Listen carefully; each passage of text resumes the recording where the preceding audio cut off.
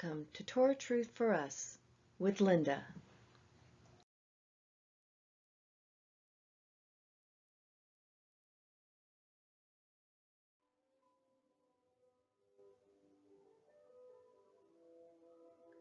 The Gospel according to Mark.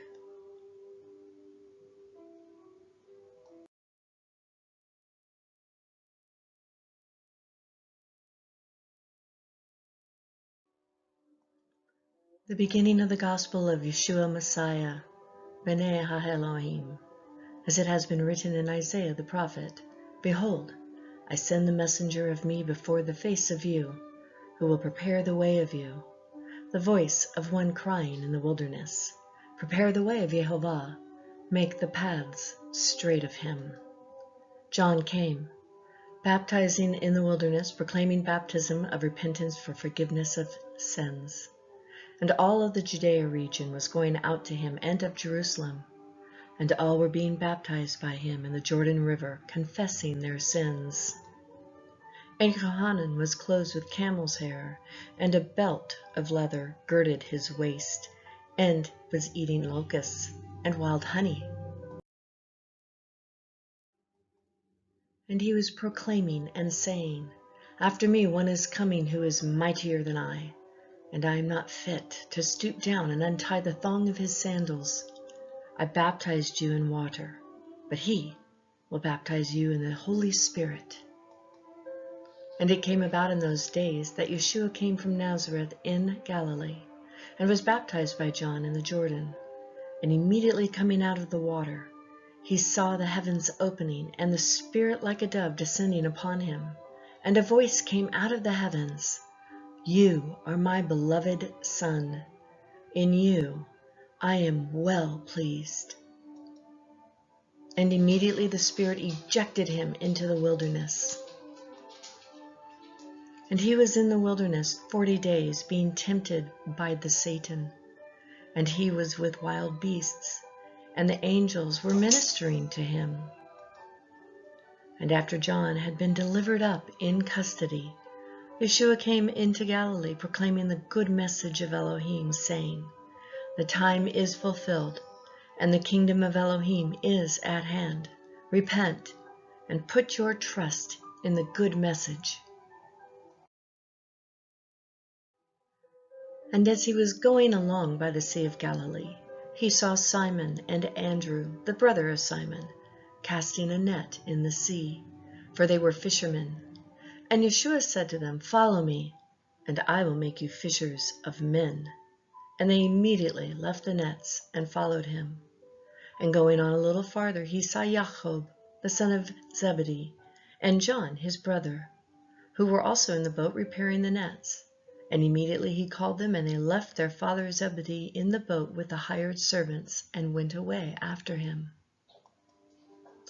And they journeyed into Capernaum.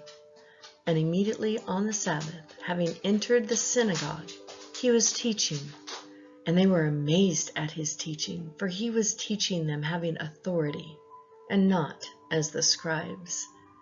And just then there was in their synagogue a man with an unclean spirit, and he cried out, saying, What do we have to do with you, Yeshua the Nazarene? Have you come to destroy us? I know who you are, the Holy One of Elohim. And Yeshua rebuked him, saying, Be quiet, and come out of him.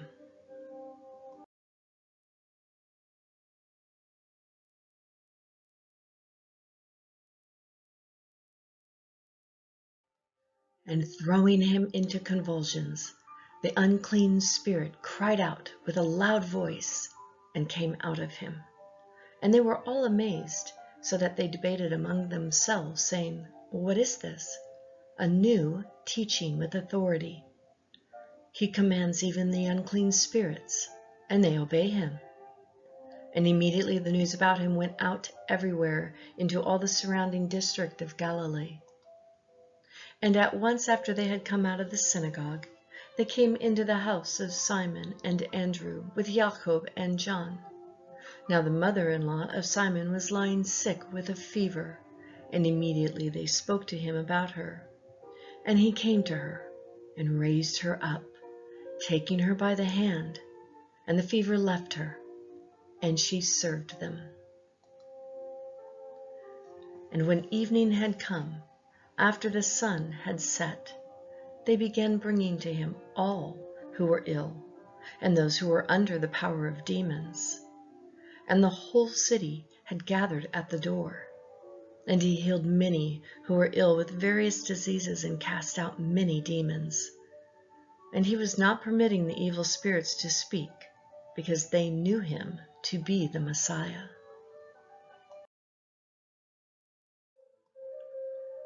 And in the early morning, while it was still dark, he arose and went out and departed to a lonesome place and was praying there. And Simon and his companions hunted for him, and they found him and said to him, "Everyone seeks you." And he said to them, "Let us go another way into the neighboring towns, that I may proclaim there also, for that is what I came out for." And he went into the synagogues throughout all Galilee, proclaiming and banishing the demons. And a leper came to him, imploring him, and falling on his knees before him, and saying to him, "If you are willing, you can make me clean."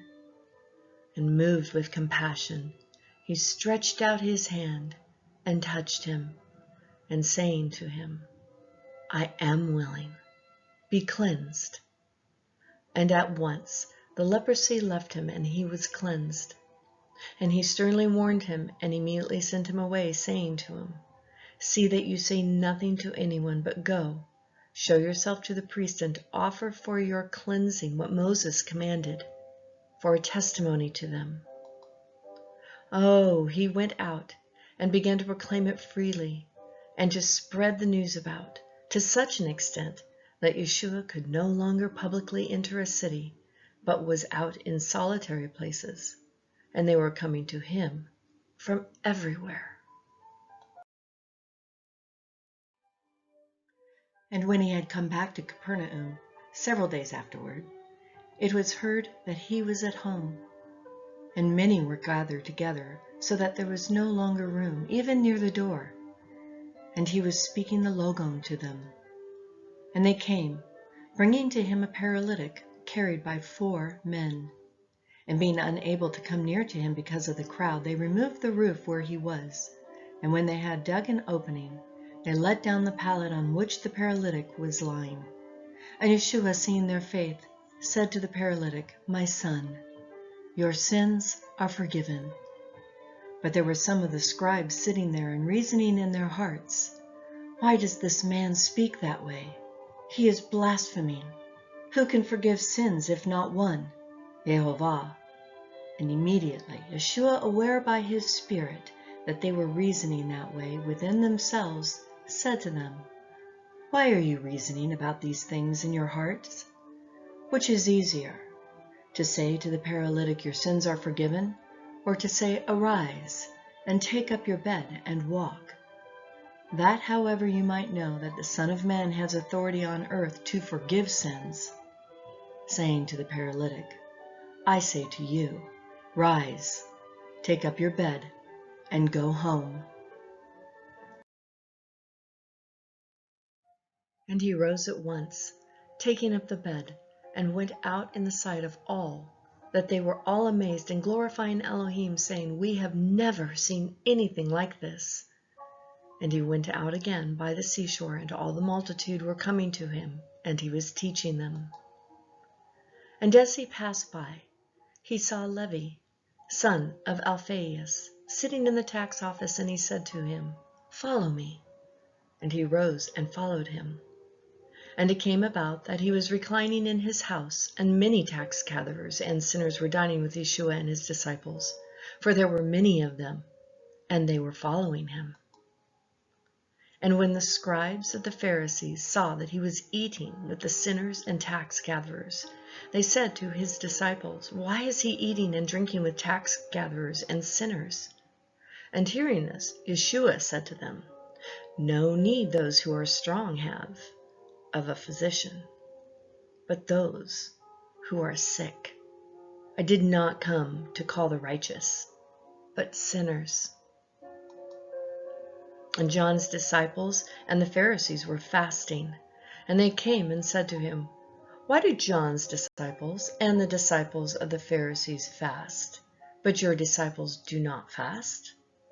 And Yeshua said to them, "While the bridegroom is with them, the sons of the bridal chamber do not fast, do they?"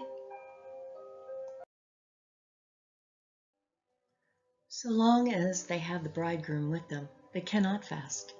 But the days will come when the bridegroom is taken away from them, and then they will fast in that day. No one sews a patch of unshrunk cloth on an old garment. Otherwise, that which fills up pulls away from it, the new from the old, and a worse tear results. And no one puts new wineskin into old wineskins, otherwise the wine will burst the skins, and the wine is lost and the skins.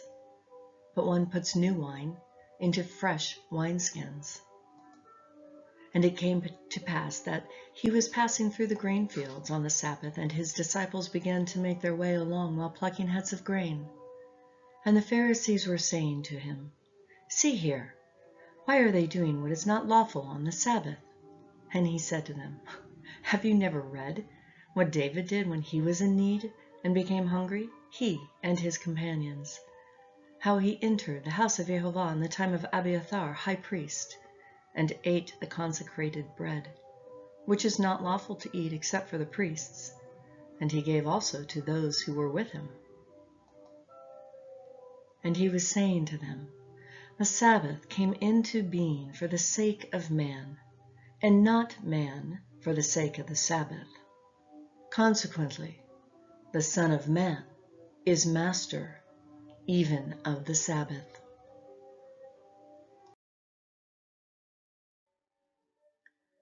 And he entered again into his synagogue, and a man was there with a withered hand.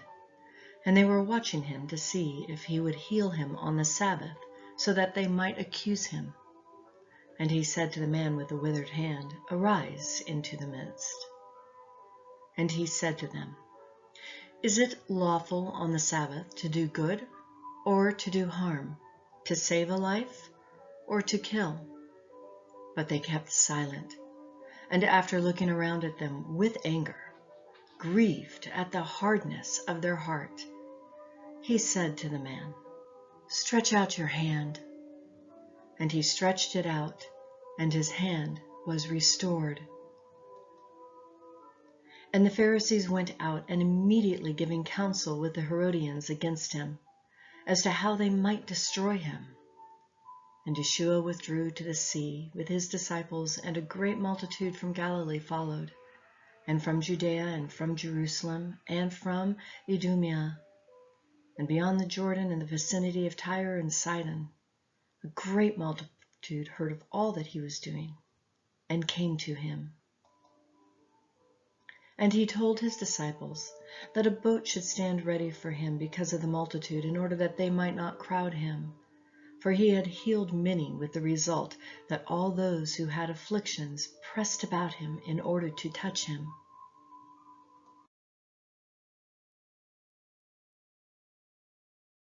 And whenever the unclean spirits beheld him, they would fall down before him and cry out, saying, "You are the Son of Elohim." And he earnestly warned them not to reveal who he was. And he went up to the mountain and summoned those whom he himself wanted, and they came to him. And he appointed 12 ones, namely, apostles, that they might be with him, and that he might send them out to preach, and to have authority to cast out the demons. And he appointed the 12. Simon, to whom he gave the name Peter, Jacob, the son of Zebedee, John, the brother of Jacob, to them he gave the name Boanerges, which means sons of thunder, Andrew and Philip and Bartholomew and Matthew and Thomas, Jacob, son of Alphaeus, Thaddeus and Simon the Zealot, the Canaanite, and Judas Iscariot, who also betrayed him.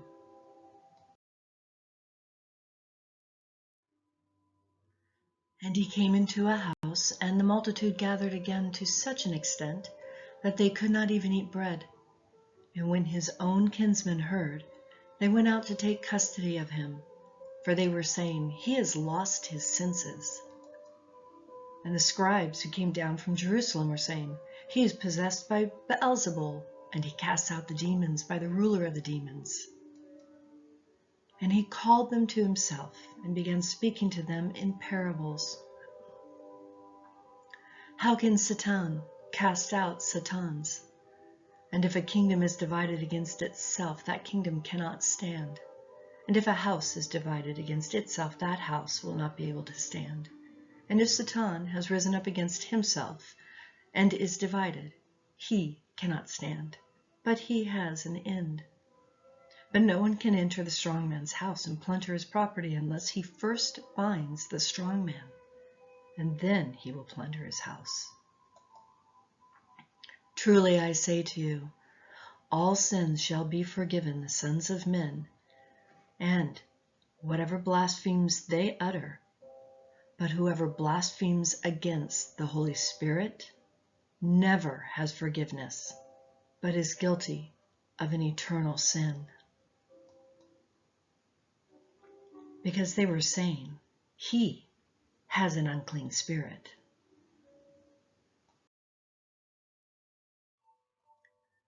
And his mother and his brothers arrived, and standing outside they sent to him and called him.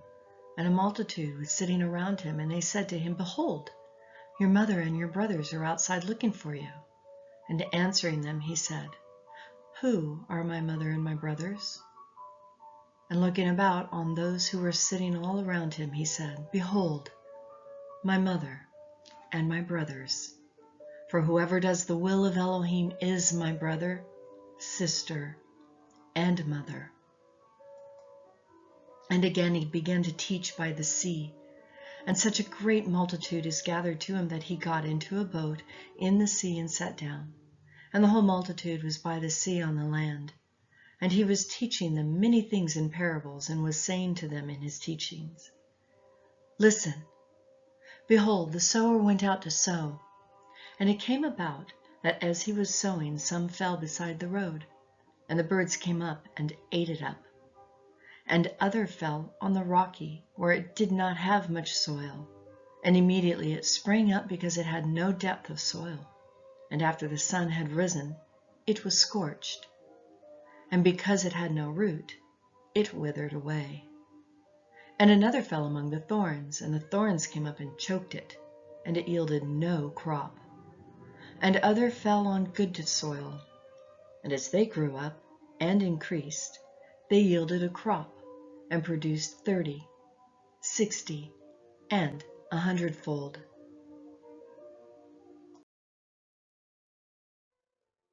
And he was saying, "He who has ears to hear, let him hear." And as soon as he was alone, those about him, along with the 12, began asking him about the parables. And he was saying to them, "To you has been given the mystery of the kingdom of Elohim, but those who are outside get everything in parables, in order that while seeing they may see and not perceive, and while hearing they may hear and not understand, lest they return and be forgiven." And he said to them, "Do you not understand this parable? And how will you understand all the parables?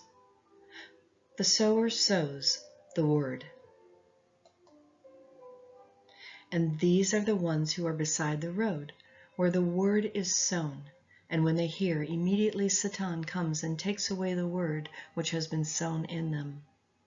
And in a similar way, these are the ones of whom seed was sown on the rocky, who, when they hear the word, immediately receive it with joy. And they have no root in themselves, but are temporary. Then when an affliction of persecution arises because of the word, immediately they fall away. And others are the ones on whom seed was sown among thorns. These are the ones who have heard the word, and the worries of the age, and the deceitfulness of riches, and the desires of other things enter in and choke the word, and it becomes unfruitful.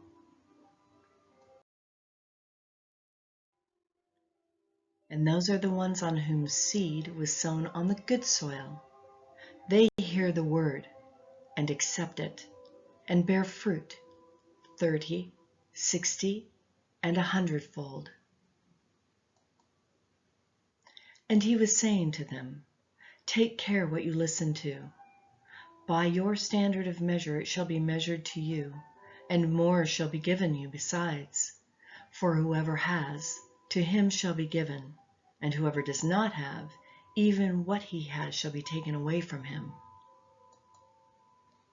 And he was saying, the kingdom of Elohim is like a man who casts seed upon the soil, and goes to bed at night, and gets up by day, and the seed sprouts up and grows, how he himself does not know. The soil produces crops by itself, first the blade, then the head, then the mature grain in the head. But when the crop permits, he immediately sends forth the sickle, because the harvest has come. And he said, how shall we compare the kingdom of Elohim? Or by what parable shall we present it? Like a mustard seed, which when sown upon the soil, though it is smaller than all the seeds that are upon the soil, though it is smaller than all the seeds that are upon the soil, yet when it is sown, grows up and becomes larger than all the garden plants, and forms large branches, so that the birds of the heaven can nest under its shade. And with many such parables he was speaking the word to them as they were able to hear it, and he did not speak to them without a parable. But he was explaining everything privately to his own disciples. And on that day, when evening had come, he said to them, let us go over to the other side. And having dismissed the crowd, they took him along with them, just as he was in the boat, and other boats were with him. And there arose a fierce gale of wind, and the waves were breaking over the boat so much that the boat was already filling up. And he himself was in the stern, asleep on the cushion. And they awoke him and said to him, Teacher, do you not care that we are perishing? And he, being aroused, he rebuked the wind and said to the sea, Hush, be still. And the wind died down, and a great calm occurred. And he said to them, Why are you cowardly? How is it that you have no faith? And they revered with great reverence, and said to one another, Who then is this, that even the wind and the sea obey him?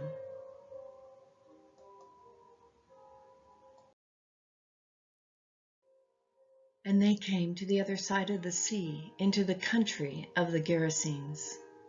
And when he had come out of the boat, immediately a man from the tombs with an unclean spirit met him, and he had his dwelling among the tombs. And no one was able to bind him any more, even with a chain, because he had often been bound with shackles and chains, and the chains had been torn apart by him, and the shackles broken in pieces, and no one was strong enough to subdue him. And constantly, night and day, among the tombs and in the mountains, he was crying out and gashing himself with stones. And seeing Yeshua from a distance, he ran up and bowed down before him, and crying out with a loud voice, he said, What do I have to do with you, Yeshua, son of the El Elyon? I implore you, by Elohim, do not torment me. For he had been saying to him, Come out of the man, you unclean spirit. And he was asking him, What is your name? And he said to him, My name is Legion, for there are many. And he began to entreat him earnestly not to send them out of the country. Now there was a big herd of swine feeding there on the mountain, And entreating him, they said, "Send us into the swine, so that we may enter them." And he gave them permission. And coming out, the unclean spirits entered the swine, and the herd rushed down the steep bank into the sea, about 2,000, and they were drowned in the sea. And their herdsmen ran away and reported it in the city and in the country, and the people came to see what it was that had happened. And they came to Yeshua and observed the man who had been under the power of the evil spirit sitting down, clothed, and in his right mind, and the very man who had had the legion. And they became frightened. And those who had seen it described to them how it had happened to the demon-possessed man and about the swine. And they began to entreat him to depart from their region. And as he was getting into the boat, the man who had been under the power of the evil spirits was entreating him that he might be with him.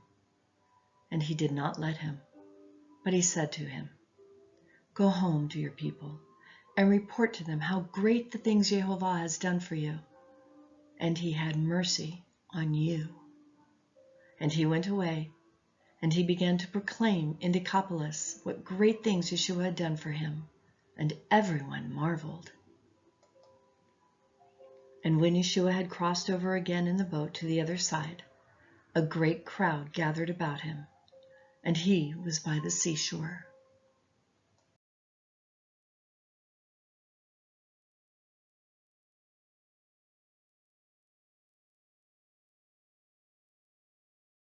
And one of the synagogue rulers named Yarus came up, and upon seeing him fell at his feet and entreated him earnestly, saying, "My little daughter is at the point of death. Come and lay your hands on her, that she might be saved and live." And he went off with him, and a great multitude was following him and pressing in on him. And a woman who had had a hemorrhage of blood 12 years, and had endured much at the hands of many physicians, and had spent all that she had, and was not helped at all, but rather had grown worse, after hearing about Yeshua, came up in the crowd behind and touched his outer garment. For she was saying, "If I touch his garments, I shall get well." And at once Yeshua, perceiving in himself that the power from him had gone forth, turned around in the crowd and said, "Who touched my garments?" And his disciples said to him, "You see the crowd pressing in on you, and you say, 'Who touched me?'" And he looked around to see the woman who had done this. But the woman, fearing and trembling, aware of what had happened to her, came and fell down before him and told him the whole truth. And he said to her, "Daughter, your faith has saved you. Go in peace and be healed of your affliction."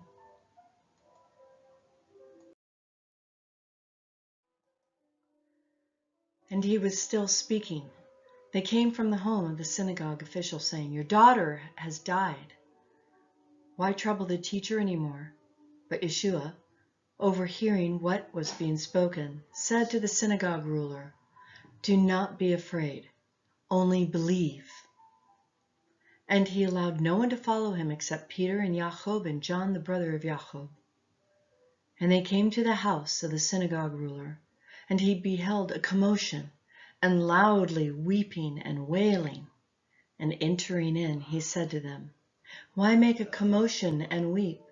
The child has not died, but is asleep." And they laughed at him.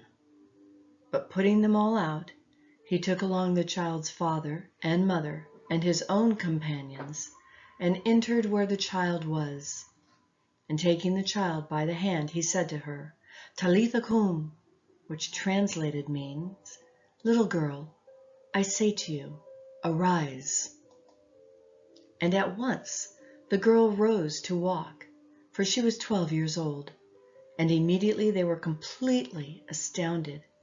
And he gave them strict orders that no one should know about this. And he said that something should be given to her to eat. And he went out from there, and he came into his own part of the country, and his disciples followed him. And when the Sabbath had come, he began to teach in the synagogue. And the many listeners were astonished, saying, "From where did this man get these things? And what is this wisdom given to him? And such miracles as these performed by his hands? Is not this the carpenter, the son of Mary, and brother of Jacob and Joses and Judas and Simon? Are not his sisters here with us?" And they took offense at him. And Yeshua said to them, "A prophet is not without honor, except in his own part of the country and among his relatives and in his household." And he could do no work of power there, except that he laid his hands upon a few sick people and healed them. And he wondered at their unbelief. And he was going around the villages teaching. And he summoned the 12 and began to send them out in pairs. And he was giving them authority over the unclean spirits. And he instructed them that they should take nothing for their journey except a mere staff, no bread, no knapsack, no money in their belt, but wear sandals, and do not put on 2 inner garments. And he said to them, "Whenever you enter a house, stay there until you go out from their town. And any place that does not receive you or listen to you as you go out from there, shake off the dust from the soles of your feet for a testimony against them." And they went out and proclaimed as a herald that men should repent. And they were casting out many demons, and were anointing with oil many sick people and healing them. And King Herod heard, for his name had become well known, and people were saying, "John the Baptizer has risen from the dead, and that is why these miraculous powers are at work in him." But others were saying Elijah, and others were saying a prophet like the one of the prophets. But when Herod heard, he kept saying, "John, whom I beheaded, has risen." For Herod himself had sent and had John arrested and bound in prison, and on account of Herodias, the wife of his brother Philip, because he had married her. For John had been saying to Herod, "It is not lawful for you to have your brother's wife." And Herodias held it against him, and wanted to put him to death, and could not. For Herod was afraid of John, knowing that he was righteous and a holy man, and kept him safe. And he heard him. He was very perplexed, and was hearing him gladly. And a strategic day came when Herod on his birthday gave a banquet for his lords and military commanders and the leading men of Galilee. And when the daughter of Herodias herself came in and danced, she pleased Herod and his dinner guests. And the king said to the girl, "Ask me for whatever you want, and I will give it to you." And he swore to her, "Whatever you ask of me, I will give it to you, up to half of my kingdom." And she went out and said to her mother, "What shall I ask for?" And she said, "The head of John the Baptizer." And at once she came in haste before the king and asked, saying, "I want you to give me right away the head of John the Baptizer on a platter." And although the king was very sorry, because of his oaths and because of those reclining at the table, he was unwilling to refuse her. And immediately the king sent an executioner and commanded to bring his head. And he went out and had him beheaded in the prison, and brought his head on a platter and gave it to the girl. And the girl gave it to her mother. And when his disciples heard, they came and took away his body and laid it in a tomb.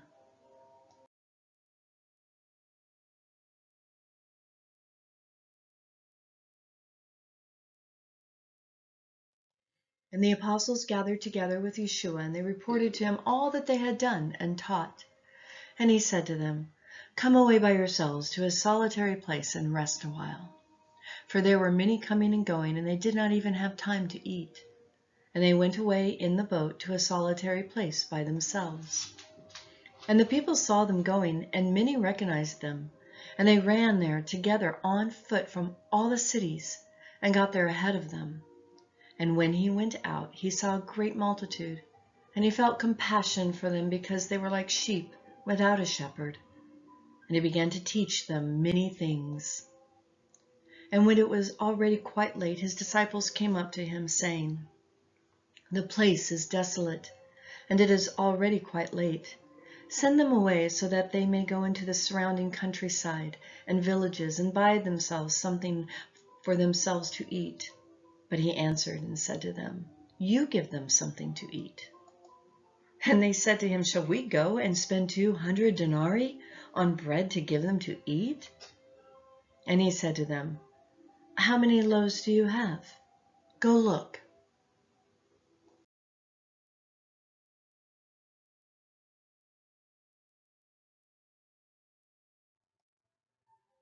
And when they found out, they said, 5 and 2 fish.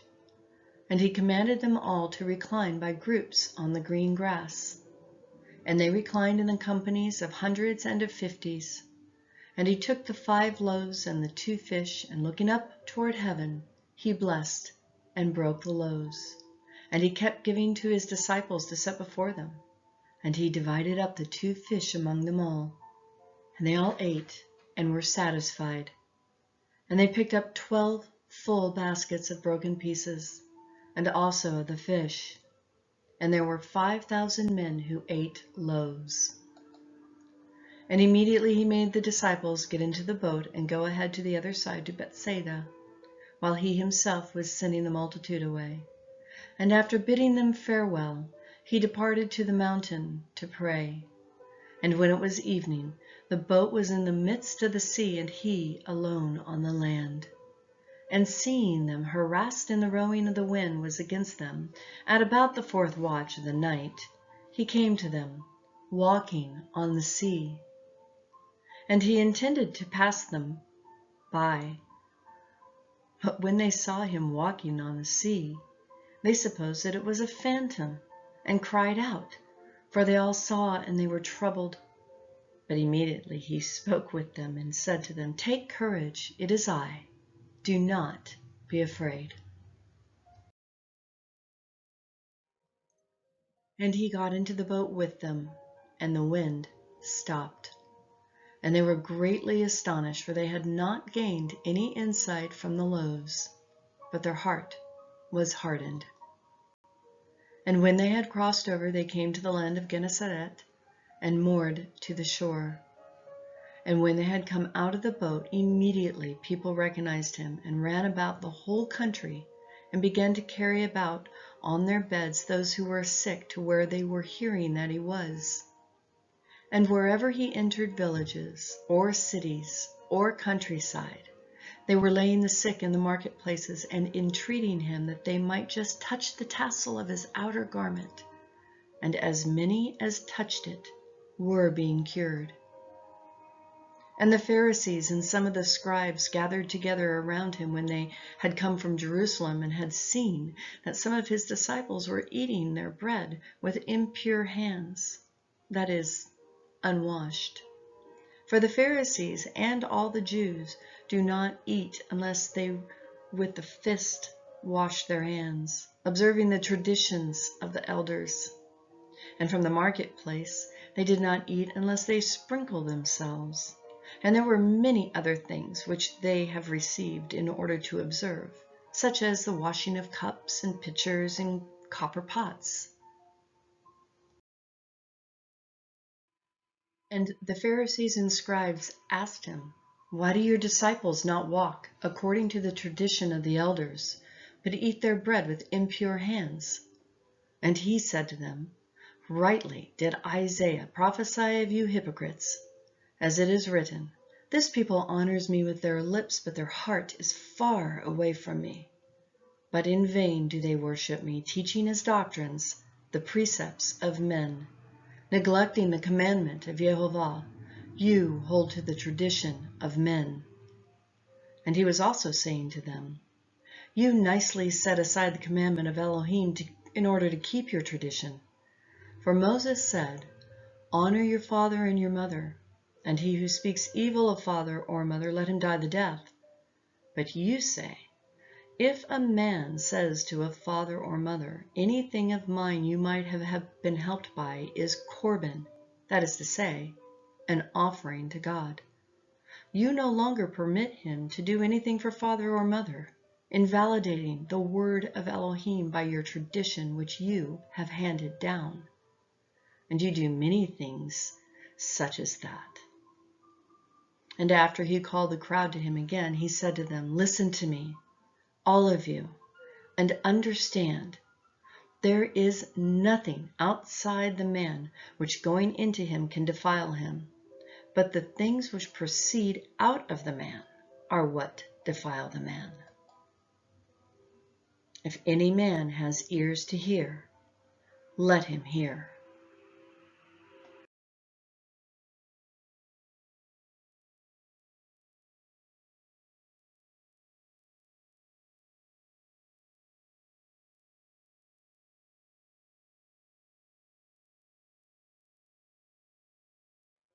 And when leaving the multitude, he had entered the house. His disciples questioned him about the parable, and he said to them, are you so lacking in understanding also? Do you not understand that whatever goes into the man from outside cannot defile him, because it does not go into his heart, but into his stomach, and is eliminated? And he was saying, that which proceeds out of the man, that is what defiles the man. For from within, out of the heart of men, proceed the evil thoughts, fornications, thefts, murders, adulteries, deeds of coveting, wickedness, deceit, sensuality, an evil eye, slander, pride, foolishness. All these evil things proceed from within, and defile the man. And from there he arose and went away to the region of Tyre and Sidon. And when he entered a house, he wanted no one to know, yet he could not escape notice. But after hearing of him, a woman whose little daughter had an unclean spirit immediately came and fell at his feet. Now the woman was a Grecian woman, of the Syrophoenician race, and she kept asking him to cast the demon out of her daughter. And he was saying to her, let the children be satisfied first, for it is not proper to take the children's bread and throw it to the dogs. And she answered him and said to him, yes, master, even the dogs under the table feed on the children's crumbs. And he said to her, because of this word, go your way. The demon has gone out of your daughter. And going back to her home, she found the child thrown on the bed, the demon having departed. And again he went out from the region of Tyre and came through Sidon to the Sea of Galilee, within the region of Decapolis. And they brought to him one who was deaf and spoke with difficulty. And they entreated him to lay his hand upon him. And he took him aside from the multitude by himself and put his fingers into his ears. And after spitting, he touched his tongue. And looking up to heaven, with a deep sigh, he said to him, Ephphatha, that is, be opened. And his ears were opened, and the bond of his tongue was removed, and he began speaking plainly. And he gave them orders not to tell anyone, but the more he ordered them, the more widely they continued to proclaim it. And they were utterly astonished, saying, he has done all these things. He makes even the deaf to hear, and the dumb to speak. In those days, again, when there was a great multitude, and they had nothing to eat, he called his disciples and said to them, I feel compassion for the multitude, because they have remained with me now 3 days, and have nothing to eat. And if I send them away hungry to their home, they will faint on the way, and some of them have come from a distance.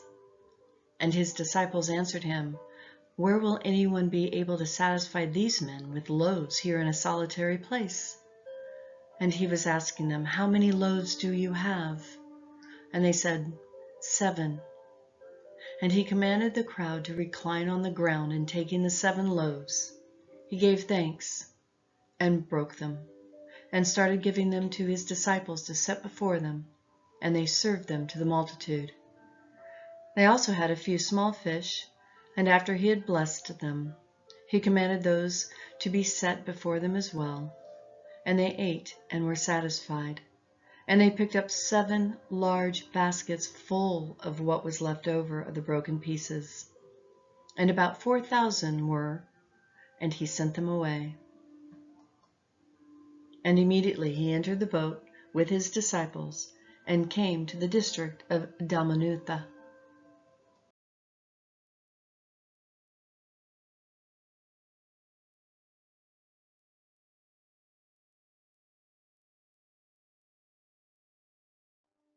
And the Pharisees came out and began to argue with him, seeking from him a sign from heaven to test him.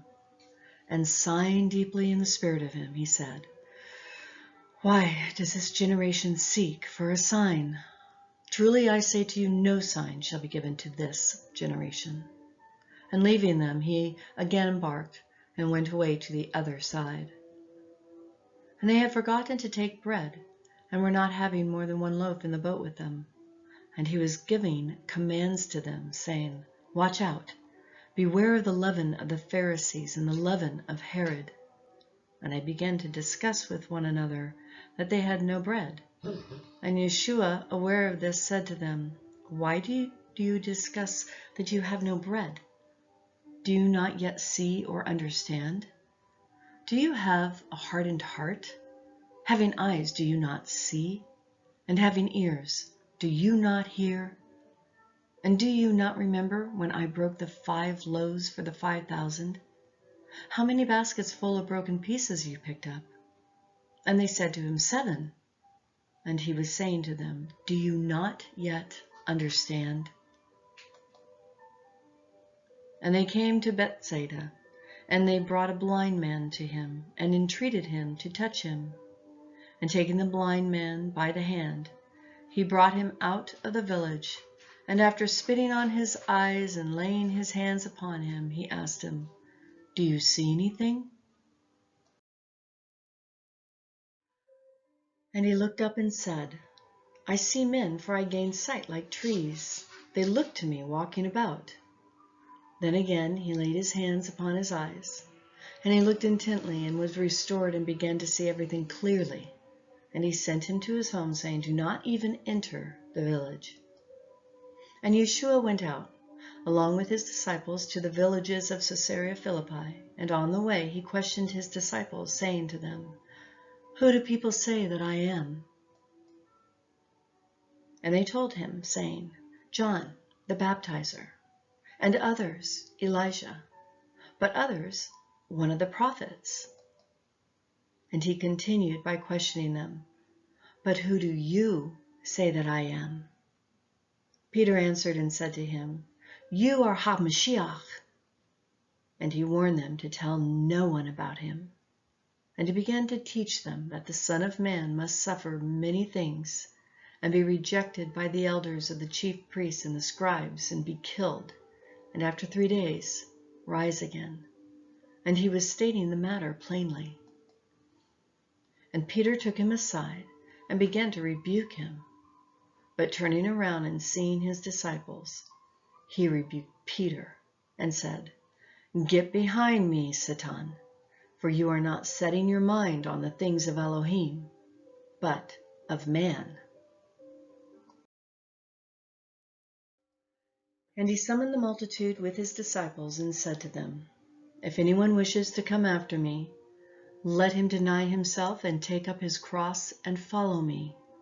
For whoever wishes to save his life shall lose it, but whoever loses his life for my sake and for the gospel shall save it. For what does it profit a man to gain the whole world and forfeit his soul?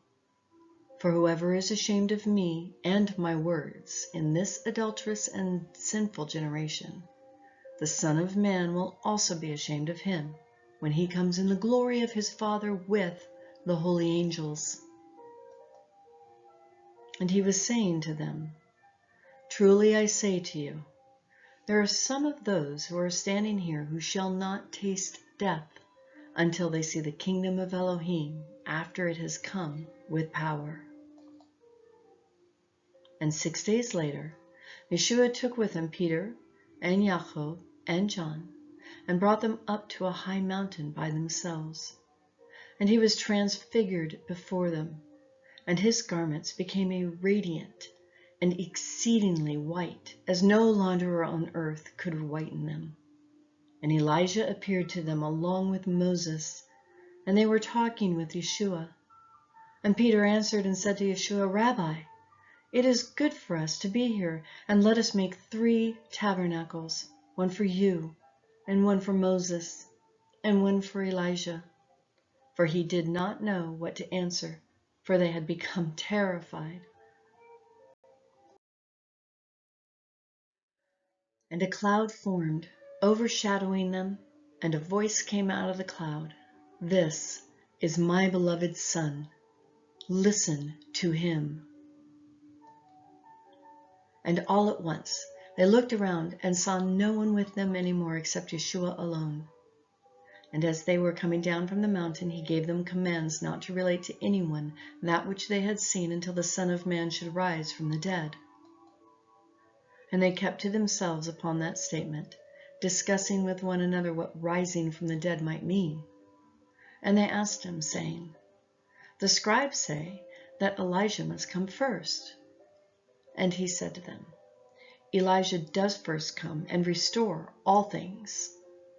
And how is it written of the Son of Man, that he should suffer many things and be treated with contempt? But I say to you that Elijah has indeed come, and they did to him whatever they wished, just as it is written of him." And when they came to the disciples, they saw a large crowd around them, and the scribes were arguing with them. And immediately when the entire crowd saw them, they were amazed and running up to greet him. And he asked them, "What are you discussing with them?" And one of the crowd answered him, "Teacher, I brought you my son, possessed with a spirit which makes him mute. And whenever and wherever it seizes him, it dashes him, and he foams and grinds his teeth and stiffens out. And I told your disciples to cast it out, and they could not." And he answered them and said, "O unbelieving generation, how long shall I be with you? How long shall I put up with you? Bring him to me." And they brought the boy to him. And when he saw him, immediately the spirit threw him into a convulsion, and falling to the ground, he rolled about and foamed at the mouth. And he asked his father, "How long has this been happening to him?" And he answered to him, "From childhood. And it has often thrown him both into the fire and into the water to destroy him. But if you can do anything, take pity on us and help us." And Yeshua said to him, "If you can, all things are possible to him who believes." Immediately the boy's father cried out and saying, "I do believe. Help my unbelief." And when Yeshua saw that a crowd was running together, he rebuked the unclean spirit, saying to it, "You deaf and dumb spirit, I command you, come out of him, and do not enter him again." And after crying out and throwing him into terrible convulsions, it came out. And the boy became so much like a corpse that most said, "He is dead." But Yeshua took him by the hand and raised him, and he got up. And when he had come into the house, his disciples questioned him privately, "Why could we not cast it out?" And he said, "This kind cannot come out by anything but prayer and fasting."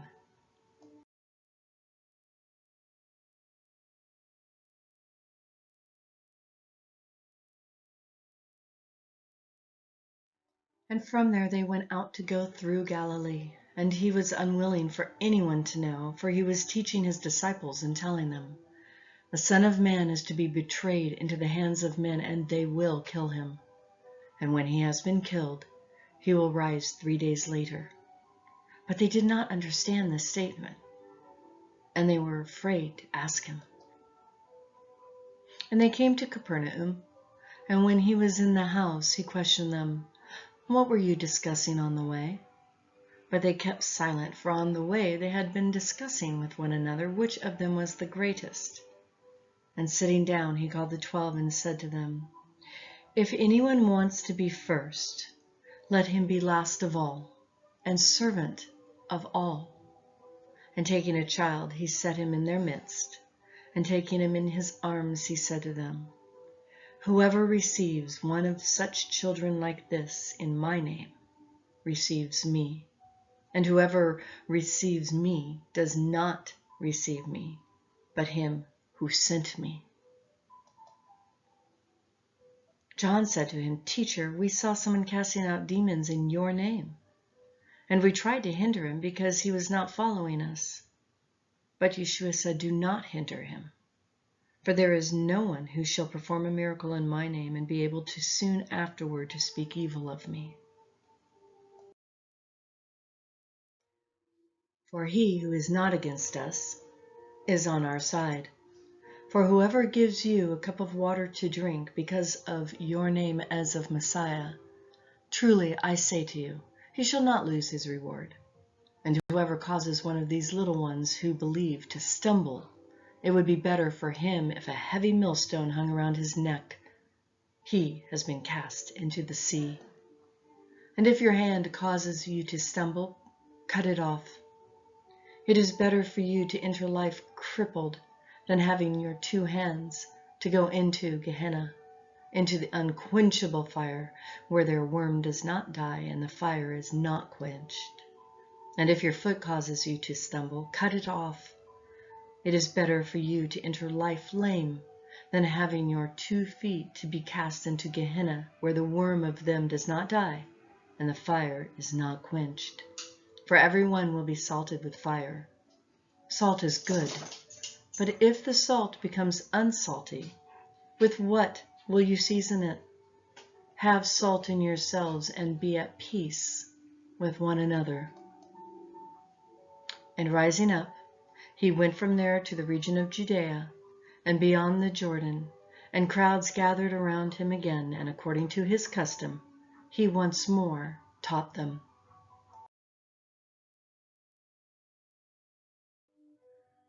And Pharisees came up to him, testing him, and questioned him whether it was lawful for a man to divorce a wife. And he answered and said to them, "What did Moses command you?" And they said, "Moses permitted to write a certificate of divorce and send her away." But Yeshua said to them, "Because of your hardness of heart, he wrote you this commandment. But from the beginning of creation, Elohim made them male and female. For this cause, a man shall leave his father and mother, and 2 shall become one flesh. Consequently, they are no longer 2, but one flesh. What therefore YHWH has joined together, let no man separate." And in the house again, his disciples questioned him about this again.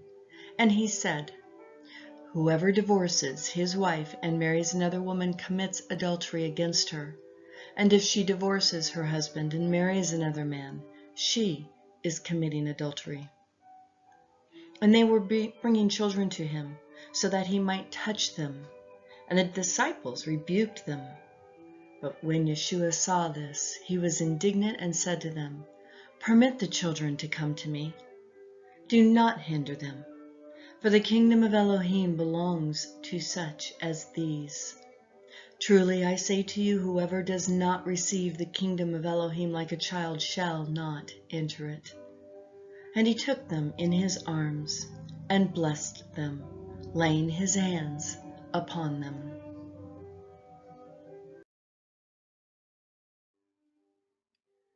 And as he was setting out on a journey, a man ran up to him and knelt before him and asked him, "Good teacher, what shall I do to inherit eternal life?" And Yeshua said to him, Why do you call me good? No one is good except Yehovah alone. You know the commandments. Do not murder. Do not commit adultery. Do not steal. Do not bear false witness. Do not defraud. Honor your mother and father. And he said to him, Teacher, I have kept all these things from my youth up. And looking at him, Yeshua felt a love for him and said to him, One thing you lack. Go and sell all you possess and give it to the poor, and you shall have treasure in heaven. And come, follow me. But at these words, his face fell, and he went away grieved, for he was one who owned much property. And Yeshua, looking around, said to his disciples, How hard it will be for those who are wealthy to enter the kingdom of Elohim. And his disciples were amazed at his words. But Yeshua answered again and said to them, Children, how hard it is to enter the kingdom of Elohim. It is easier for a camel to go through the eye of the needle than for a rich man to enter the kingdom of Elohim. And they were even more astonished and said to him, Then who can be saved?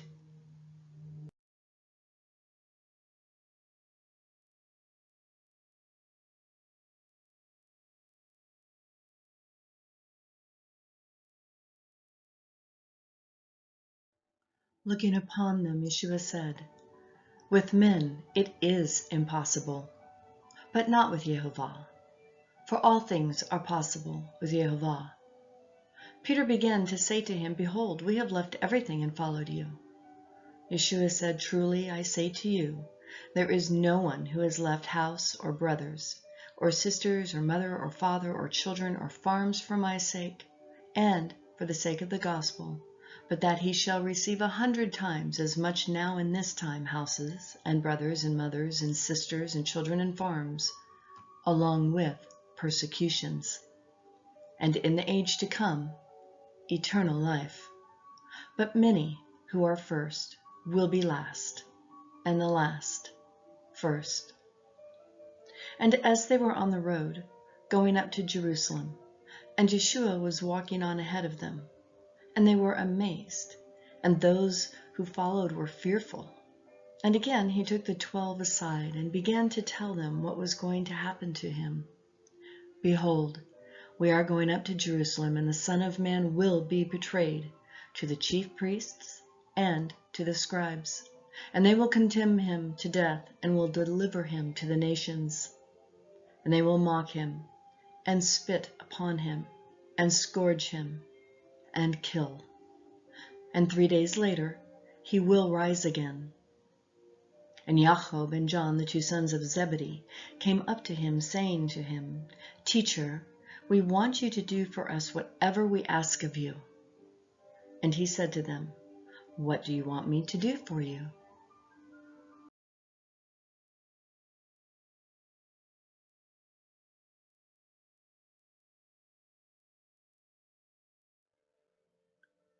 And they said to him, Give to us that we may sit in your glory, one on your right and one on your left.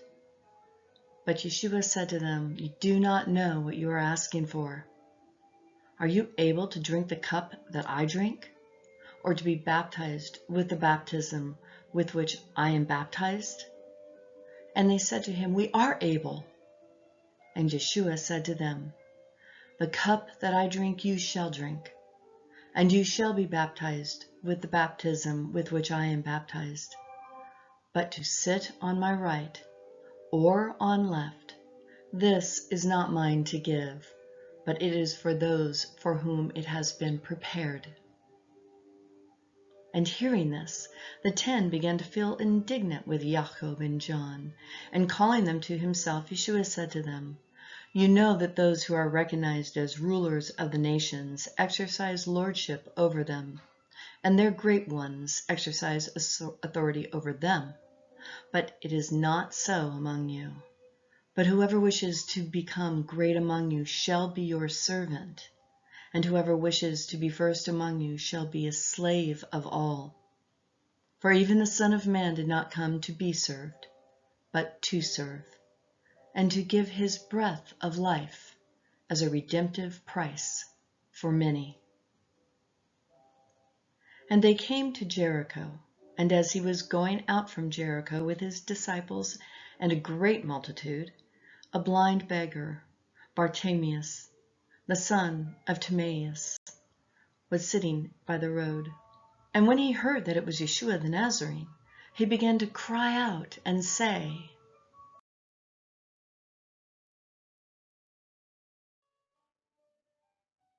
Yeshua, ben ha-David, have mercy on me. And Yeshua stopped and said, Call him. And they called the blind man, saying to him, Take courage, arise, he is calling for you. And casting aside his cloak, he jumped up and came to Yeshua. And answering him, Yeshua said, What do you want me to do for you? And the blind man said to him, Rabboni, to regain my sight. And Yeshua said to him, Go your way, your faith has saved you. And immediately he regained sight and began following him on the way. And as they approached Jerusalem at Bethphage and Bethany near the Mount of Olives, he sent 2 of his disciples and said to them, Go into the village opposite you, and immediately as you enter it you will find a young ass tied, on which no one yet has ever sat. Untie it and bring it. And if anyone says to you, Why are you doing this? You say, The Master has need of it soon, and he will send it back here. And they went away and found a colt tied at the door outside in the street, and they untied it. And some of the bystanders were saying to them, What are you doing untying the colt? And they spoke to them just as Yeshua had told, and they gave them permission.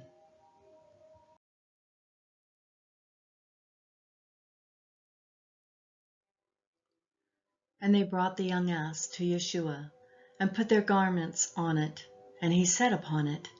And many spread their garments in the road, and others leafy branches which they had cut from the fields.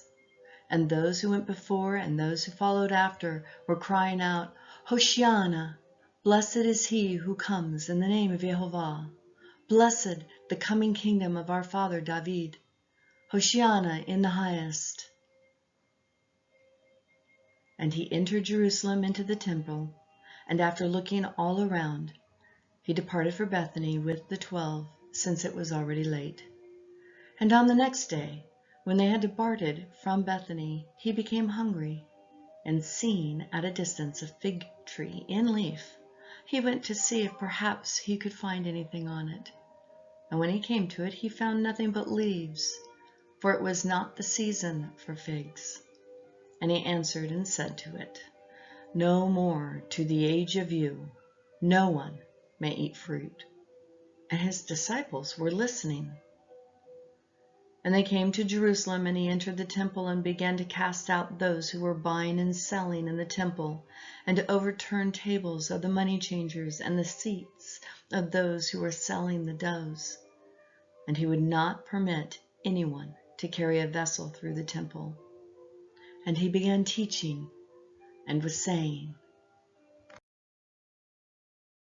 Is it not written, My house shall be called a house of prayer for all the nations, and you have made it a robber's den? And the chief priests and the scribes heard and began seeking how to destroy him, for they were afraid of him, for all the multitude was astonished at his teaching. And whenever evening came, Yeshua and his disciples would go out of the city. And as they were passing by in the morning, they saw the fig tree withered from the roots. And being reminded, Peter said to him, Rabbi, behold, the fig tree which you cursed has withered. And Yeshua answered, saying to them, Have faith in Yehovah. Truly I say to you, whoever says to this mountain, be taken up and cast into the sea, and does not doubt in his heart, but believes that what he is saying is going to happen, it shall be granted him.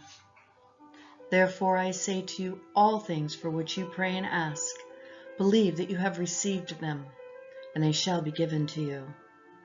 And whenever you stand praying, forgive, if you have anything against anyone, so that your Father also who is in the heavens may forgive you your transgressions. But if you do not forgive, neither will your Father who is in heaven forgive your transgressions.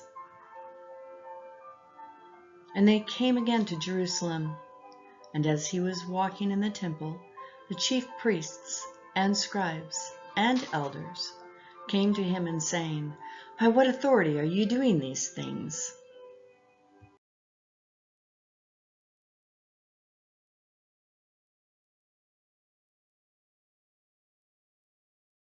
Or who gave you this authority to do these things? And Yeshua said to them, I will ask you one question, and you answer me, and I will tell you by what authority I do these things. Was the baptism of John from heaven or from men? Answer me. And reasoning among themselves, they said, If we say from heaven, he will say, Then why did you not believe him? But shall we say from men? They were afraid of the multitude, for all considered John to have been a prophet indeed. And answering Yeshua, they said, We do not know. And Yeshua said to them, Neither do I tell you by what authority I do these things. And he began to speak to them in parables. A man planted a vineyard and put a wall around it and dug a vat under the winepress and built a tower and rented it out to tenant farmers and went on a journey. And at the time of harvest he sent a slave to the vine growers in order to receive of the produce of the vineyards from the vine growers. And they took him and beat him and sent him away empty-handed. And again he sent another slave, and they wounded him in the head and treated him shamefully. And he sent another, and that one they killed. And many other, beating some and killing others. He had one more, a beloved son. He sent him last to them, saying, They will respect you, my son. But those tenant farmers said to one another, This is the heir. Come, let us kill him, and the inheritance will be ours. And they took him and killed him and threw him out of the vineyard. What will the master of the vineyard do? He will come and destroy the vine growers and will give the vineyard to others. Have you not even read this scripture? The stone which the builders rejected, this became the chief corner. This came about from YHWH, and it is marvelous in our eyes. And they were seeking to seize him, and yet they feared the multitude, for they understood that he spoke the parable against them. And they left him and went away. And they sent some of the Pharisees and Herodians to him in order to trap him in a statement. And they came and said to him, Teacher, we know that you are truthful and defer to no one, for you are not partial to any, but teach the way of Elohim in truth. Is it lawful to pay a poll tax to Caesar or not? Shall we pay or shall we not pay? But knowing their hypocrisy, he said to them,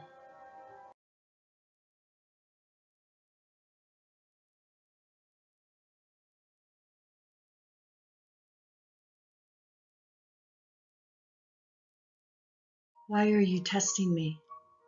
Bring me a denarius to look at. And they brought one, and he said to them, Whose likeness and inscription is this? And they said to him, Caesar's.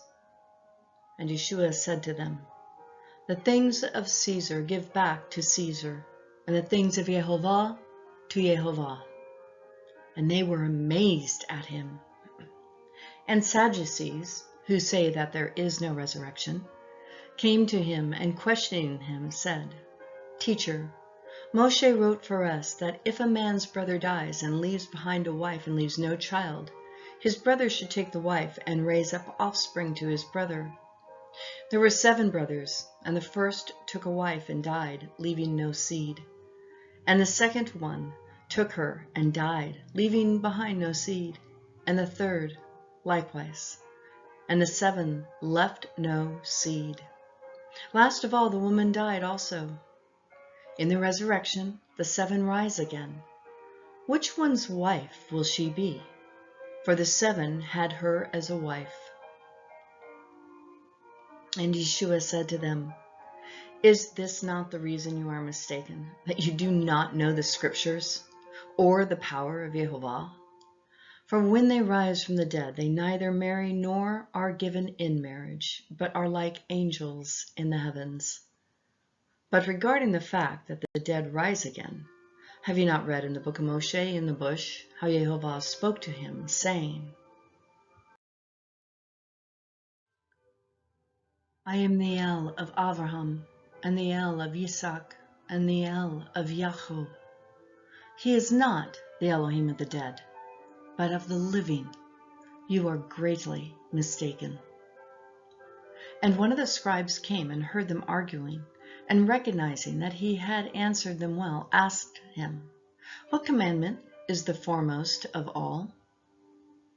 Yeshua answered, "The foremost is, 'Hear, O Israel, YHWH our God is one YHWH, and you shall love YHWH with all your heart, and with all your soul, and with all your mind, and with all your strength. The second is this, you shall love your neighbor as yourself.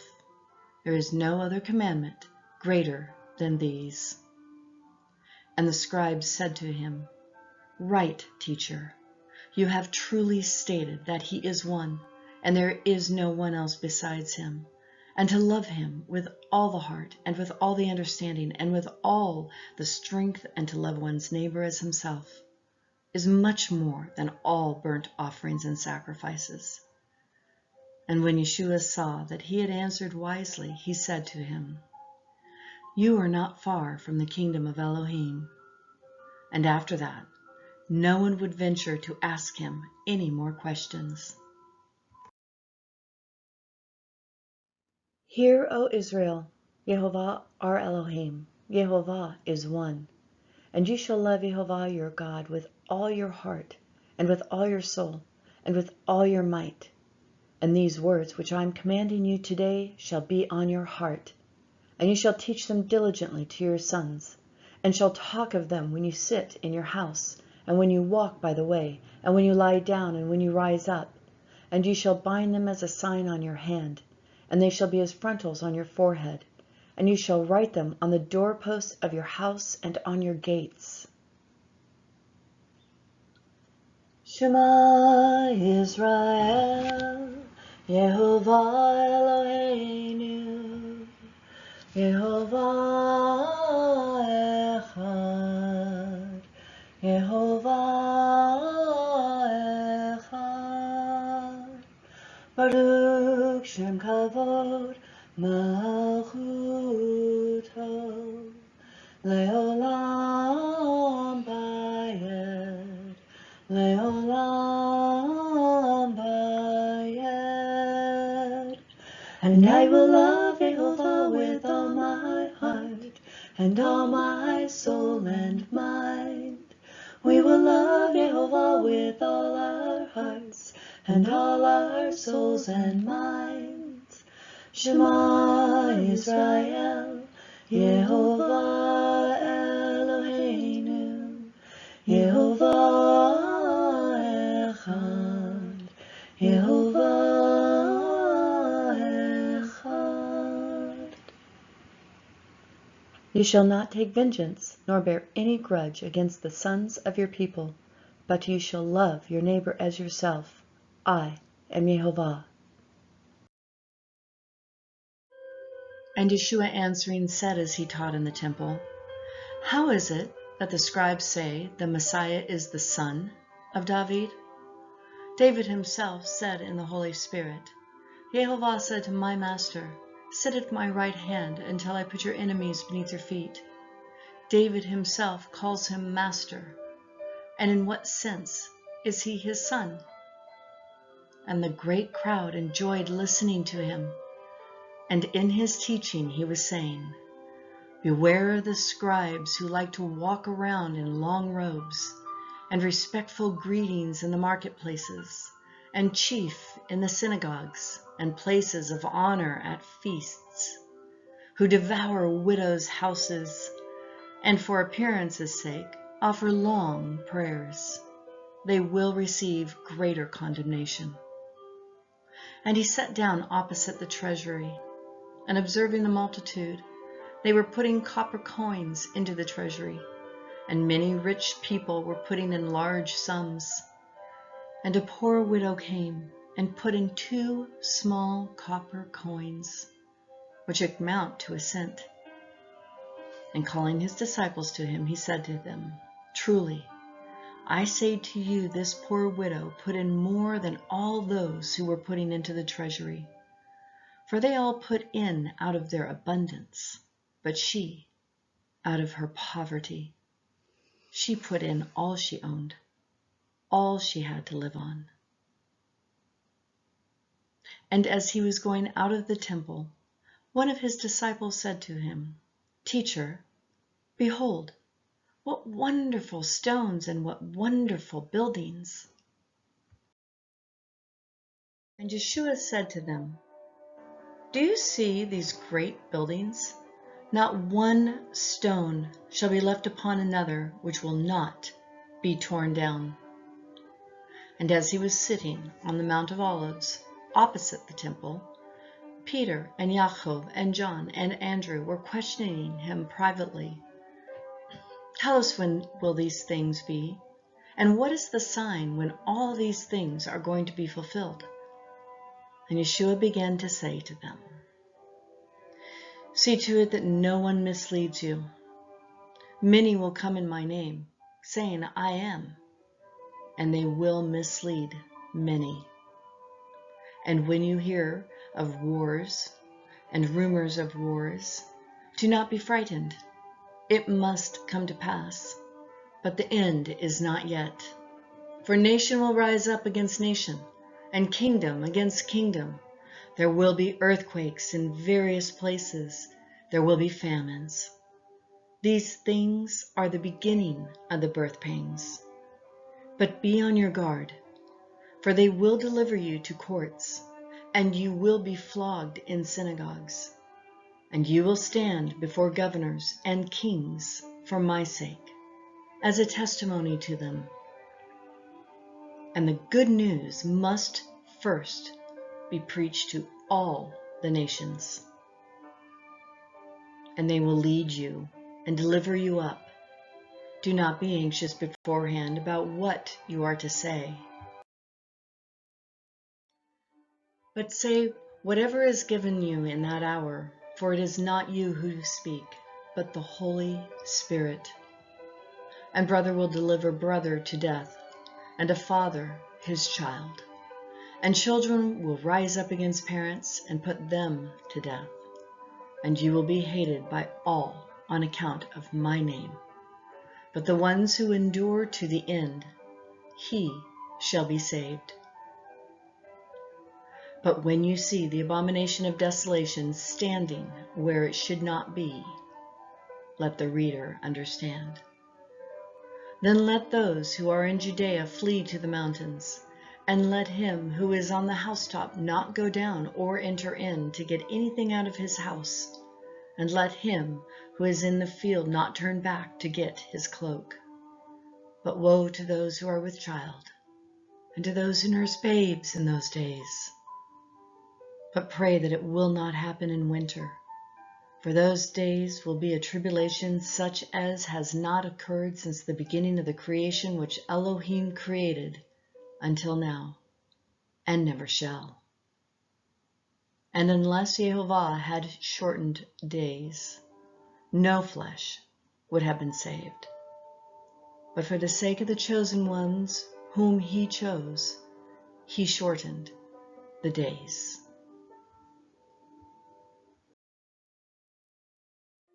And then, if anyone says to you, "Behold, here the Messiah," or "Behold, there," do not believe.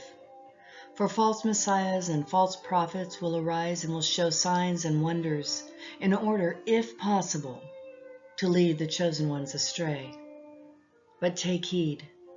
Behold, I have told you everything in advance. But in those days, after the tribulation, the sun will be darkened, and the moon will not give its light, and the stars will be falling from the heaven, and the powers that are in the heavens will be shaken. And then they will see the Son of Man coming in clouds with great power and glory. And then he will send forth the angels and will gather together his chosen ones from the four winds, from the farthest end of the earth to the farthest end of the heavens. Now, learn the parable from the fig tree. When its branch has already become tender and puts forth its leaves, you know that summer is near. Even so, you too, when you see these things happening, know that it is near at the door. Truly I say to you, this age will not pass away until all these things take place. Heaven and earth will pass away, but my words will not pass away. Concerning that, the day or the hour, no one knows, not even the angels in heaven nor the Son, but the Father. Take heed, keep on the alert, for you do not know when the time is. Like a man away on a journey, upon leaving his house and giving the authority to his slaves in charge, to each one his task, also commanded the doorkeeper to stay on the alert. Therefore, be on the alert, for you do not know when the master of the house is coming, whether in the evening, at midnight, at cock-crowing, or in the morning, lest he come suddenly and find you asleep. And what I say to you, I say to all, be on the alert. Mark chapter 14. Now the Passover and unleavened bread was 2 days off, and the chief priests and the scribes were seeking how to seize him by stealth and kill. For they were saying, not during the festival, lest there be a riot of all the people. And while he was at Bethany at the home of Simon the leper and reclining, there came a woman with an alabaster vial of very costly perfume of pure oil nard. She broke the vial and poured it over his head. But some were indignantly saying to one another, "Why has this perfume been wasted? For this perfume might have been sold for over 300 denarii and given to the poor." But Yeshua said, "Let her alone. Why do you bother her? She has done a good deed to me. For the poor will always have with you, and whenever you wish, you can do them good. But you do not always have me. She has done what she could. She has anointed my body beforehand for the burial. And truly I say to you, whenever the gospel is preached in the whole world, that also which this woman has done shall be spoken of in memory of her." And Judas Iscariot, who was one of the 12, went off to the chief priests in order to deliver him to them. And they were glad when they heard and promised to give him money, and he began seeking how to betray him at an opportune time. And on the first day of the unleavened bread, when they were to sacrifice the Passover, his disciples said to him, "Where do you want us to go and prepare for you to eat the Passover?" And he sent 2 of his disciples and said to them, "Go into the city, and a man will meet you carrying a pitcher of water. Follow him. And wherever he enters, say to the owner of the house, 'The teacher says, where is my guest room in which I may eat the Passover with my disciples?' And he himself will show you a large upper room, furnished, ready. and prepared for us there. And the disciples went out and came to the city and found just as he had told them, and they prepared the Passover. And when it was evening, he came with the 12. And as they were reclining and eating, Yeshua said, "Truly I say to you that one of you will deliver me up, the one who is eating with me." They began to be grieved and to say to him one by one, "Surely, surely not I." And he said to them, "One of the 12, one who dips with me in the bowl. For the Son of Man is to go just as it is written of him. But woe to that man of whom the Son of Man is betrayed. Good for him if that man had not been born." And while they were eating, he took bread, and after blessing, he broke and gave it to them and said, "Take, this is my body."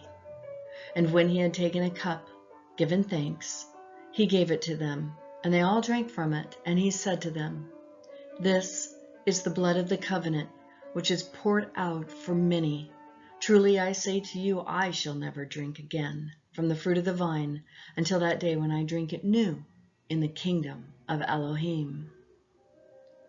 And after singing a hymn, they went out to the Mount of Olives. And Yeshua said to them, "You will all fall away, because it is written, I will strike down the shepherd, and the sheep will be scattered. But after I have been raised, I will go before you to Galilee." But Peter said to him, "Though all may stumble, yet I will not." And Yeshua said to him, "Truly I say to you, that you yourself, today, on this night, before a cock crows twice, shall 3 times deny me." But Peter kept saying insistently, "If I have to die with you, I will not deny you." And they all were saying the same thing too. And they came to a place named Gethsemane. And he said to his disciples, "Sit here until I have prayed." And he took with him Peter, Jacob, and John, and began to be very distressed and troubled. And he said to them, "My soul is deeply grieved to the point of death. Remain here and keep watch." And he went a little beyond and fell to the ground and began to pray that if it were possible, the hour might pass from him. And he was saying, "Abba, Abba, all things are possible for you. Remove this cup from me. Yet, not what I will, but what you will." And he came and found them sleeping and said to Peter, "Simon, are you asleep? Could you not keep watch for 1 hour? Keep watching and praying that you may not come into temptation. The spirit is willing, but the flesh is weak." And again he went away and prayed, saying the same word.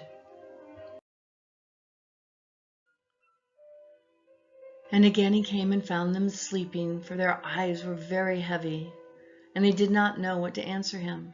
And he came a 3rd time and said to them, "Are you still sleeping and taking your rest? It is enough. The hour has come. Behold, the Son of Man is being delivered up into the hands of sinners. Arise, let us be going. Behold, the one who betrays me is at hand." And immediately, while he was still speaking, Judas, one of the 12, came up, and with him a crowd with swords and clubs from the chief priests and the scribes and the elders. Now, he who was betraying him had given them a signal, saying, "Whomever I shall kiss, he is the one. Seize him and lead him safely under guard." And after coming, he immediately went to him, saying, "Rabbi," and kissed him. And they laid hands on him and seized him. But a certain one of those who stood by drew his sword and struck the slave of the high priest and took off his ear. And Yeshua answered and said to him, "Have you come out with swords and clubs to arrest me as against a robber? Every day I was with you in the temple teaching, and you did not seize me. But let the scriptures be fulfilled." And they all left him and fled. And a certain young man was following him, wearing a linen cloth over his naked body. And they seized him, and having left behind the linen cloth, naked, he fled. And they led Yeshua away to the high priest, and all the chief priests and the elders and the scribes gathered together. And Peter had followed him at a distance, right into the courtyard of the high priest. And he was sitting with the servants and warming himself at the fire. Now the chief priests and the whole Sanhedrin kept trying to obtain testimony against Yeshua to put him to death, and they were not able to find any. For many were giving false testimony against him, and their testimony was not consistent. And some stood up bearing false testimony against him, saying, "We heard him say, 'I will destroy this temple made with hands, and in 3 days I will build another made without hands.' And not even in this respect was their testimony similar.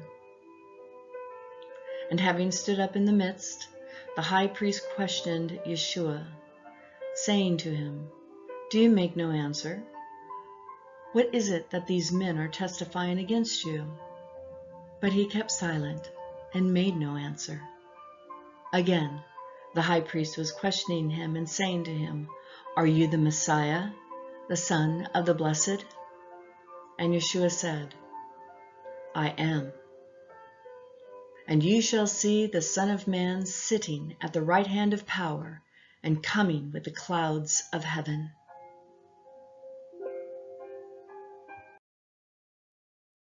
And tearing his clothes, the high priest said, "What further need do we have of witnesses? You have heard the blasphemy. How does it seem to you?" And they all condemned him to be deserving of death. And some began to spit at him, and to cover his face, and to beat him with their fists, and to say to him, "Prophesy!" And the officers treated him with slaps. And as Peter was below in the courtyard, one of the servant girls of the high priest came, and seeing Peter warming himself, she looked at him and said, "You too were with Yeshua the Nazarene." But he denied, saying, "I neither know nor understand what you are talking about." And he went out onto the porch. And the maid saw him, and began once more to say to the bystanders, This is one of them." But again he was denying it. And after a little while the bystanders were again saying to Peter, "Surely you are one of him, for you are a Galilean too." And he began to curse and swear, "I do not know this man you are talking about." And at once a cock crowed a second time. And Peter remembered how Yeshua had made the remark to him, "Before a cock crows twice, you will deny me 3 times." And he began to weep. And early in the morning, the chief priests with the elders and scribes and the whole Sanhedrin immediately held a consultation, and binding Yeshua, they led him away and delivered him up to Pilate. And Pilate questioning him, "Are you the king of the Jews?" And answering, he said to him, "You say." And the chief priests accused him of many things. And Pilate was questioning him again, saying, "Do you make no answer?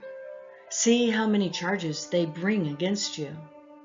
But Yeshua made no further answer, so that Pilate was amazed. Now at the feast he released for them one prisoner whom they requested, and the man named Barabbas, who had been imprisoned with the rebels who had committed murder in the insurrection. And the multitude went up and began asking him to do as he had been accustomed to do for them. And Pilate answered them, saying, "Do you want me to release for you the king of the Yehudim?" And he was aware that the chief priests had delivered him up because of envy. But the chief priest stirred up the crowd to ask him to release Barabbas for them instead. And answering again, Pilate was saying to them, "Then what shall I do with him whom you call the King of the Yehudah?" And they shouted again, "Crucify him!" But Pilate was saying to them, "Why? What evil has he done?" But they shouted all the more, "Crucify him!" And wishing to satisfy the multitude, Pilate released Barabbas for them. And after having Yeshua scourged, he delivered him to be crucified. And the soldiers took him away into the court, that is, the praetorium. And they called together the whole battalion. And they clothed him in purple, and after weaving a crown of thorns, they put it on him. And they began to acclaim him, "Hail, King of the Jews!" And they kept beating his head with a staff, and spitting at him, and kneeling and bowing before him. And after they had mocked him, they took the purple off him, and put his garments on him. And they led him away, out to crucify him. And they pressed into service a passer-by coming from the country, Simon of Cyrene, the father of Alexander and Rufus, to bear his cross. And they brought him to the place, Golgotha, which is translated place of a skull. And they tried to give him wine mixed with myrrh, but he did not take it. And they crucified him, and delivered up his garments among themselves, casting a lot upon it for them to determine who should take what. And it was the 3rd hour when they crucified him. And the inscription of the charge against him had been inscribed, "The King of the Jews." And they crucified 2 robbers with him, one on his right and one on his left. And the scripture was fulfilled, which says, "And he was numbered with transgressors." And those passing by were hurling abuse at him, wagging their heads and saying, "Ha! You who will destroy the temple and rebuild it in 3 days, save yourself and come down from that cross."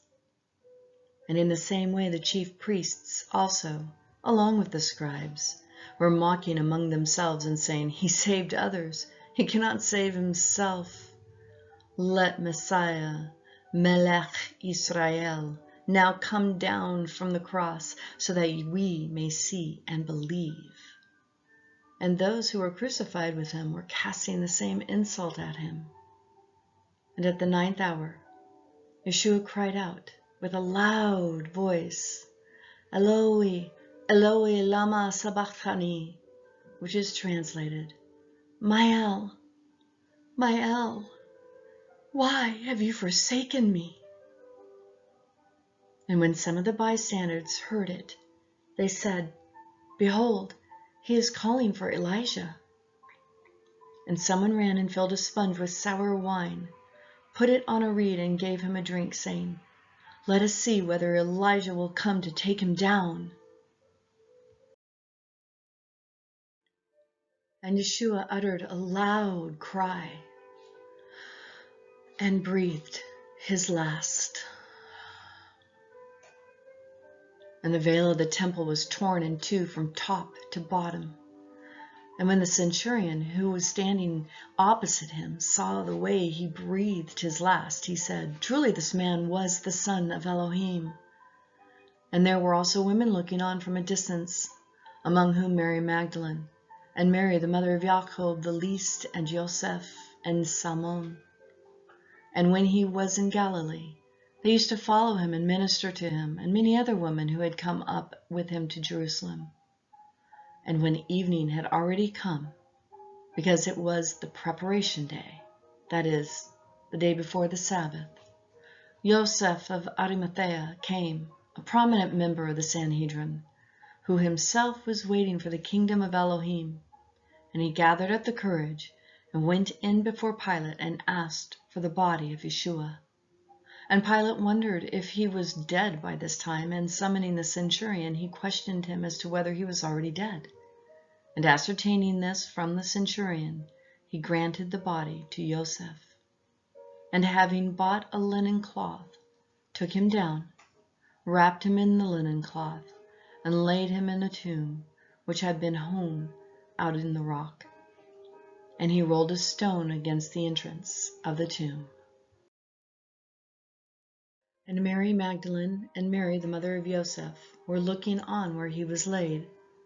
And when the Sabbath was over, Mary Magdalene and Mary, the mother of Jacob and Salome, bought spices, that they might come and anoint him. And very early on the first day of the week, they came to the tomb when the sun had risen. And they were saying to one another, "Who will roll away the stone for us from the entrance of the tomb?" And looking up, they saw that the stone had been rolled away, for it was extremely large. And entering the tomb, they saw a young man sitting at the right, wearing a white robe. And they were amazed.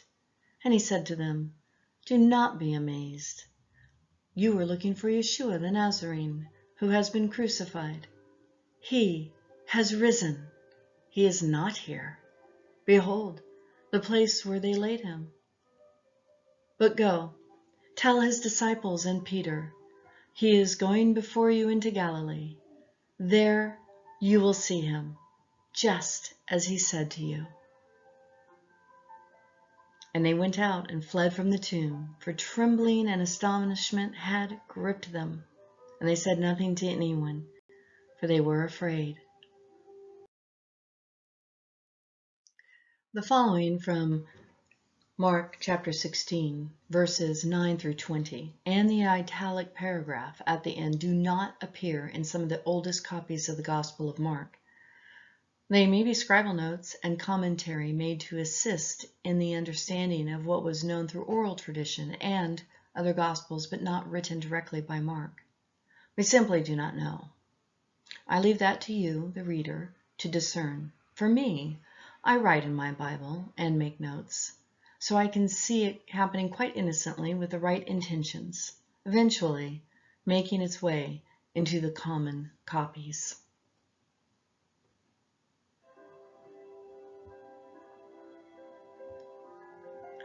Now, having risen early the first day of the week, he first appeared to Mary the Magdalene, from whom he had cast out 7 demons.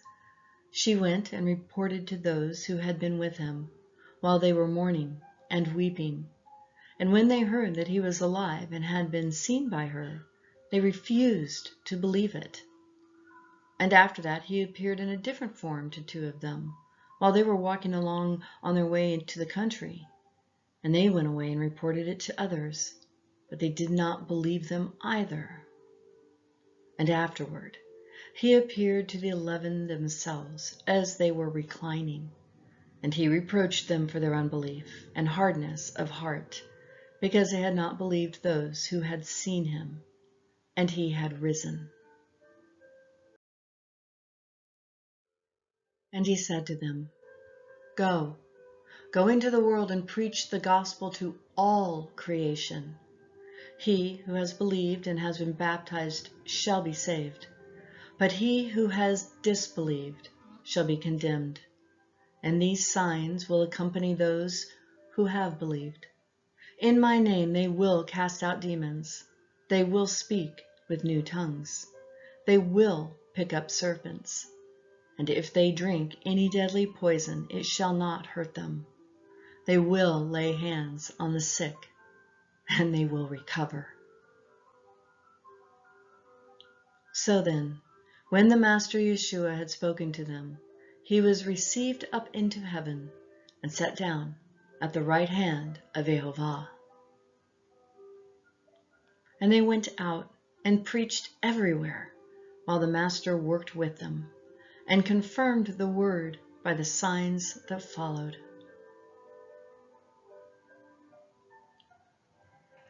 Added earlier in the scripts, in some manuscripts, at verse 9. And they promptly reported all these instructions to Peter and his companions, and after that, Yeshua himself sent out through them, from east to west, the sacred and imperishable proclamation of eternal salvation.